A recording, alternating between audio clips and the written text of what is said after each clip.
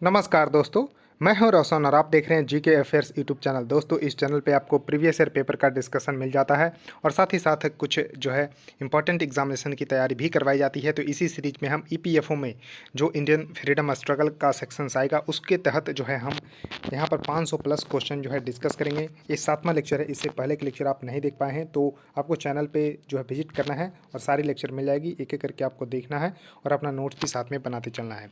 और पीडीएफ चाहिए तो आप हमारे टेलीग्राम चैनल से जुड़ सकते हैं, जिसका लिंक आपको नीचे डिस्क्रिप्शन में है। और आपके पास देखिए कोई भी क्वेश्चन पेपर होता है तो gkfs25@gmail.com पे भेज सकते हैं ताकि यहाँ पर हम उसको डिस्कस कर सकें।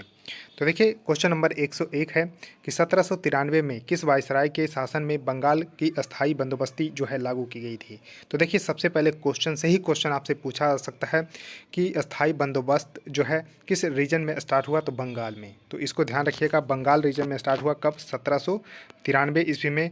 और जो है उस समय वायसराय जो है कौन थे भारत के, तो लॉर्ड कॉर्नवालिस थे। तो करेक्ट आंसर यहाँ पर बी सही होगा, B is the correct answer.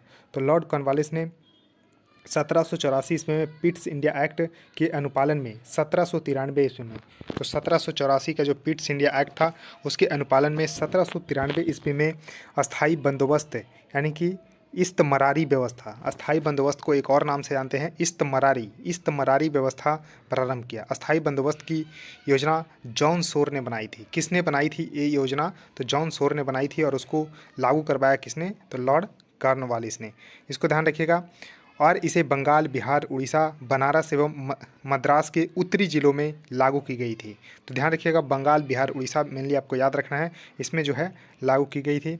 और इसमें जमींदार भू राजस्व की दर तय करने के लिए स्वतंत्र थे। कौन, तो जमींदार इसमें जो है भू राजस्व की दर जो है लागू करने के लिए जो है स्वतंत्र थे कि कितना रखना है वो अपने हिसाब से रखते थे। और कॉर्नवालिस को भारत में सिविल सेवा एवं पुलिस सेवा का जन्मदाता भी कहा जाता है। तो कॉर्नवालिस से आपको ध्यान रखना है कि ये पुलिस सेवा और जो है सिविल सेवा दोनों के जन्मदाता के रूप में भी जाने जाते हैं। उसके देखिए नेक्स्ट क्वेश्चन है कि कौन सा यहाँ पर व्यवस्था जो है बंगाल, बिहार और उड़ीसा में लॉर्ड कॉर्नवालिस द्वारा जो है शुरू किया गया था। तो अभी मैंने बताया अस्थाई बंदोबस्त जो कि 1793 ईस्वी में शुरू किया गया था। उसका देखिए नेक्स्ट क्वेश्चन आपके सामने है कि हॉल्ट मैकेंजी ने भारत में राजस्व संग्रहण की निम्नलिखित में से कौन सी विधि जो है विकसित की थी। तो ध्यान रखना है हॉल्ट मैकेंजी। तो हॉल्ट मैकेंजी जो है भारत में राजस्व संग्रहण की जो प्रणाली जो है विकसित की थी वो है महालवाड़ी। तो करेक्ट आंसर यहाँ पर डी सही होगा, महालवाड़ी व्यवस्था। तो देखिए महालवाड़ी व्यवस्था का प्रस्ताव सर्वप्रथम हॉल्ट मैकेंजी द्वारा 1822 में लाया गया था। ध्यान रखना है 1822 ईस्वी में लाया गया था। यह ब्रिटिश कालीन भारत में राजस्व संग्रहण की एक विशेष विधि थी। इसके अनुसार प्रति खेत के आधार पर राजस्व निश्चित नहीं किया जाता था, बल्कि प्रत्येक महाल यानी कि गांव या जागीर के अनुसार राजस्व निश्चित किया गया था। यानी कि ये खेत के आधार पे नहीं था, इसमें क्या था कि महाल या गांव में जो है राजस्व के लिए एक दे दिया जाता था कि इतना यहाँ से जो है लाना है। तो इस तरह से आपको ध्यान रखना, इसलिए यह व्यवस्था महालवाड़ी पद्धति के नाम से जानी जाती थी। समस्त महाल सम्मिलित रूप से राजस्व चुकाने के लिए उत्तरदायी था।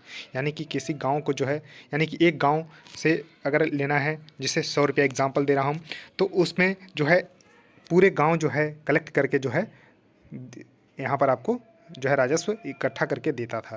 तो इस तरह से महालवाड़ी व्यवस्था जो है हॉल्ट मैकेंजी के द्वारा जो है 1822 ईस्वी में लाया गया था। इसको जरूर ध्यान रखना है। अब देखिए क्वेश्चन है कि इनमें से कौन सा जो है 1853 में अंग्रेजों द्वारा भारत के लिए किए गए सबसे महत्वपूर्ण योगदानों में से एक है, जिसने लोगों को लंबी दूरी, ध्यान रखना है, लंबी दूरी यात्रा करने में जो है सक्षम बनाया है। तो आपको ज़रूर ध्यान रखना है 1853 में अंग्रेजों द्वारा भारत में रेल मार्ग का निर्माण किया गया था। कब, 1853 ईस्वी में। और भारत में सर्वप्रथम रेल जो है 16 अप्रैल 1853 को बम्बई से जो है बोरीबंदर स्टेशन से थाने के बीच, यानी कि बम्बई के बोरीबंदर से थाने के बीच जो है चली थी। तो इसको भी आपको ध्यान रखना है। और पूरे विश्व में अगर बात करते हैं तो 1825 ईस्वी को विश्व की पहली ट्रेन लंदन के डार्लिंगटन से स्टॉकटोन तक चली थी। लंदन के डार्लिंगटन से स्टॉकटोन तक चली थी। कब, तो 27 सितंबर 1825 को। तो देखिए 1825 को विश्व में शुरू हुए लंदन में, और 53 में जो है भारत में शुरू हुई बम्बई से थाने के बीच में, 16 अप्रैल 1853 को। तो इसका करेक्ट आंसर होगा यहाँ पर रेल मार्ग, इसका सही आंसर होगा। नेक्स्ट क्वेश्चन है कि किसने कहाँ पर जो है शुरू की गई राजस्व प्रणाली को रैयतवाड़ी बंदोबस्त जो है कहा जाता है। तो रैयतवाड़ी बॉम्बे डेक्कन में जो है शुरू की गई राजस्व प्रणाली। तो देखिए सबसे पहले मैंने बताया अस्थाई बंदोबस्त जो कि 1793 ईस्वी में लॉर्ड कॉर्नवालिस के द्वारा जो है शुरू किया गया था।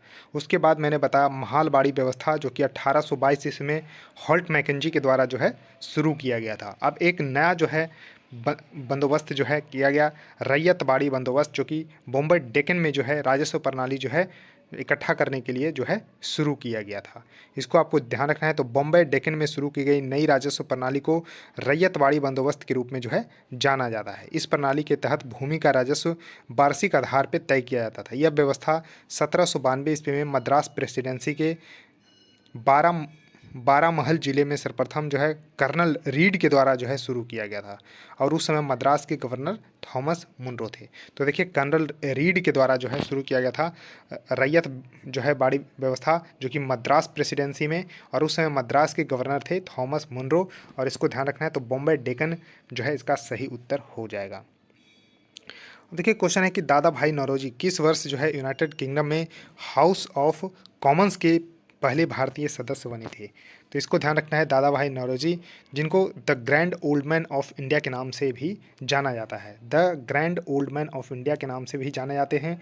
तो 1892 में ब्रिटिश संसद में चुने जाने वाले पहले एशियाई व्यक्ति थे। तो कब? तो 1892 ईस्वी में। तो इस तरह से आपको ध्यान रखना है। तो संसद सदस्य रहते हुए भी उन्होंने ब्रिटेन में भारत के जो है विरोध को प्रस्तुत किया और उन्होंने अंग्रेजों की आर्थिक नीतियों का विश्लेषण धन बहिर्गमन सिद्धांत का प्रतिपादन करके किया और उनकी पुस्तक था poverty and un British rule in India. तो इसको भी आपको जरूर ध्यान रखना है। तो 1892 इसका सही उत्तर होगा, 1892 ईस्वी।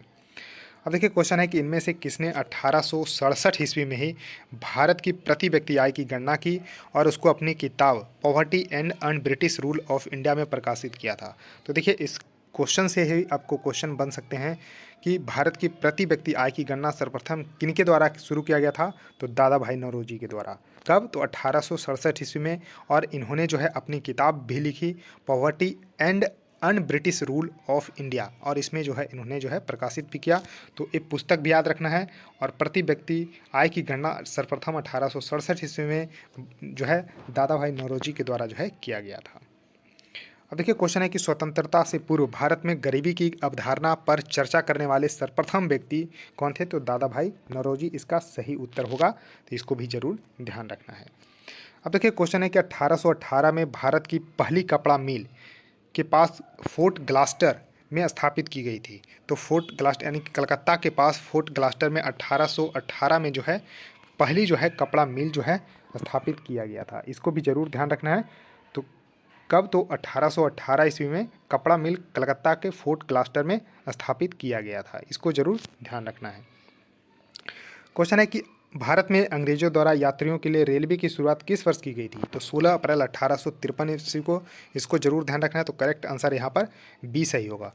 उस समय जो है भारत के जो है गवर्नर जनरल थे लॉर्ड डलहौजी। तो लॉर्ड डलहौजी को भारत में रेलवे का जनक के रूप में जो है जाना जाता है और इन्हीं के समय जो है 16 अप्रैल 1853 ईस्वी को रेलवे की शुरुआत की गई थी और पहली बार जो है 34 किलोमीटर जो है बम्बई से थाने के बीच में चली थी। तो बम्बई से थाने के बीच में। और फिर 1925 में जो है शुरू की गए था कौन? तो पहली इलेक्ट्रिक ट्रेन बम्बई से कुर्ला के बीच में। तो देखिए बम्बई से थाने के बीच में 1853 में रेलवे की शुरुआत हुई और 1925 में जाकर जो है पहली इलेक्ट्रिक ट्रेन बम्बई से कुर्ला के बीच में चली थी 1925 में। इसको भी जरूर आप लोगों को ध्यान रखना है। देखिए क्वेश्चन है कि बॉम्बे डेक्कन में पहली राजस्व बंदोबस्ती का संचालन किस वर्ष किया गया था? तो राजस्व जो है प्रणाली की 1820 इसका सही उत्तर होगा। तो 1820 इसको जरूर ध्यान रखना है आप लोगों को। तो बॉम्बे डेक्कन में पहला राजस्व बंदोबस्त 1820 ईस्वी के दशक में शुरू हुआ था और इस प्रणाली को रैयतवाड़ी व्यवस्था कहा जाता था। इसको भी जरूर ध्यान रखना है। और देखिए 1793 में जैसा कि मैंने बताया अस्थाई बंदोबस्त जो है बंगाल रीजन में शुरू हुआ था और जिसको शुरू किया था लॉर्ड कॉर्नवालिस ने। अब देखिए क्वेश्चन है कि अस्थाई बंदोबस्त लागू होने के समय वर्धमान का राजा कौन था? तो देखिए वर्धमान का राजा थे तेजचंद। तो करेक्ट आंसर यहाँ पर बी सही उत्तर होगा। इसको भी जरूर ध्यान रखना है। तो देखिए लॉर्ड कॉर्नवालिस के द्वारा, जैसा कि मैंने बताया, 1793 में अस्थायी बंदोबस्त लागू किया गया था। उस समय वर्धमान के राजा थे बहादुर तेज चंद राय। बहादुर तेज चंद राय जो है उस समय वर्धमान के राजा थे।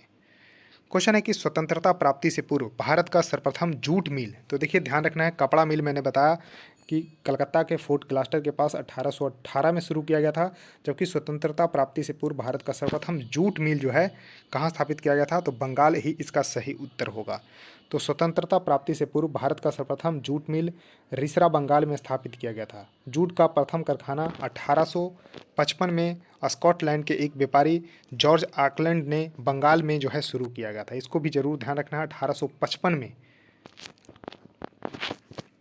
अब देखिए नेक्स्ट क्वेश्चन आपके सामने है कि चंपारण सत्याग्रह से पहले चंपारण के किसान पंचकठिया प्रणाली को अपनाते थे, जिसमें से 1 बीघा भूमि के 5 कट्ठों में क्या बोया जाता था, तो नील बोया जाता था। करेक्ट आंसर यहाँ पर ए सही होगा। तो देखिए 3 कठिया प्रणाली भी जो है अपनाया जाता था, पंचकठिया भी अपनाया जाता था। तो इसमें मतलब है कि 3 कठिया से मतलब है 1 बीघा में 3 कट्ठे में नील की खेती। पंचकठिया व्यवस्था में 1 बीघा में 5 कट्ठा जो है, 1 बीघा में होता है 20 कट्ठा। इसको भी ध्यान रखना है। तो 1 बीघा में 20 कट्ठा, और तो 20 कट्ठा में यहाँ पर 5 कट्ठा में जो है नील की खेती अनिवार्य थी। इस तरह से पंचकठिया व्यवस्था। और 1 बीघा यानी कि 20 कट्ठा में 3 कट्ठा अगर नील की खेती, तो 3 कठिया प्रणाली।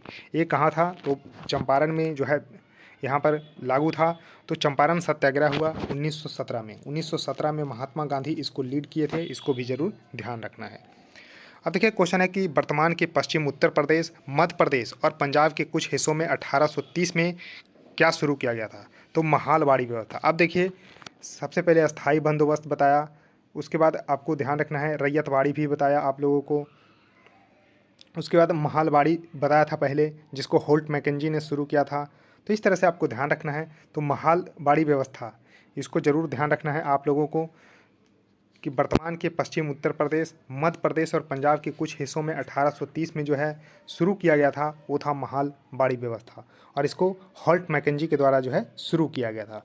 तो इस व्यवस्था के अंतर्गत भू राजस्व का निर्धारण प्रत्येक ग्राम यानी कि महाल के आधार पर किया जाता था। वर्तमान में पश्चिमी उत्तर प्रदेश, मध्य प्रदेश और पंजाब के कुछ हिस्सों में 1830 ईस्वी में लागू किया गया था। तो इसको जरूर ध्यान रखना है, महालवाड़ी व्यवस्था इसको जो है कहते हैं। अब देखिए क्वेश्चन है कि रैयतवाड़ी व्यवस्था की शुरुआत 1820 ईस्वी में की गई थी। इसको भी जरूर ध्यान रखना है। उसके बाद देखिए नेक्स्ट क्वेश्चन है कि किसने जो है इजारेदारी व्यवस्था की शुरुआत की, जिसके अनुसार राजस्व एकत्र करने का अधिकार उच्चतम बोली लगाने वालों को 5 साल की अवधि के लिए दिया गया था। तो देखिए एक अलग जो है यहाँ पर व्यवस्था शुरू किया गया था, इजारेदारी व्यवस्था। इजारेदारी व्यवस्था में था क्या कि बोली लगाया जाता था, और जो अधिकतम बोली लगाता था उसको 5 साल के लिए जो है यहाँ पर आपको भूमि जो है यानी कि राजस्व एकत्र करने का अधिकार दिया जाता था। यानी कि भूमि पे राजस्व एकत्र करने का अधिकार, यानी कि जैसे कोई बोली लगाया कि हम 500 देंगे, कोई 600 देंगे, कोई 1000 देंगे। तो इस तरह से जो उच्चतम बोली लगाता था उसको जो है राजस्व एकत्र करने का अधिकार दिया जाता था। तो इसको बोला जाता था इजारेदारी व्यवस्था, और इसको वारेन हेस्टिंग्स के द्वारा जो है शुरुआत किया गया था। तो करेक्ट आंसर यहाँ पर बी सही होगा। तो B is the correct answer for this question.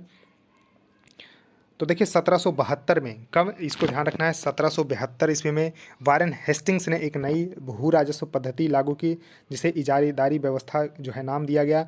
इस पद्धति को अपनाने का मुख्य उद्देश्य था भू राजस्व वसूल करना, जिसमें 5 वर्षीय ठेके की व्यवस्था की गई थी, और सबसे अधिक बोली लगाने वाले को जो है राजस्व एकत्र करने का अधिकार दिया जाता था। नेक्स्ट क्वेश्चन आपके सामने है कि 1791 में ईस्ट इंडिया कंपनी के रेजिडेंट जोनाथन डंकन, नाम याद रखिएगा, जोनाथन डंकन ने हिंदू कानून और दर्शन के अध्ययन के लिए कौन सा कॉलेज शुरू किया, तो संस्कृत कॉलेज जो है शुरू किया गया था। तो 1791 में, तो ध्यान रखिएगा 1791 में ईस्ट इंडिया कंपनी के रेजिडेंट जोनाथन डंकन ने हिंदू कानून और दर्शन के अध्ययन के लिए जो है संस्कृत कॉलेज जो है शुरू किया था। तो करेक्ट आंसर यहाँ पर ए सही होगा। अब देखिए क्वेश्चन है कि उस डच का नाम बताइए जिसने भारत में आधुनिक शिक्षा के संवर्धन में राजा राम मोहन राय की मदद की।